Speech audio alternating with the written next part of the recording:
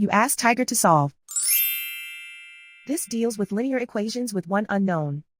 The final result is d equals 6. Let's solve it step by step. Group all constants on the right side of the equation. Subtract 2 from both sides. Simplify the arithmetic.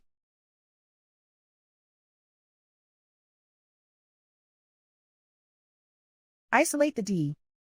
Divide both sides by 3. Simplify the fraction. Find the greatest common factor of the numerator and denominator. Factor out and cancel the greatest common factor.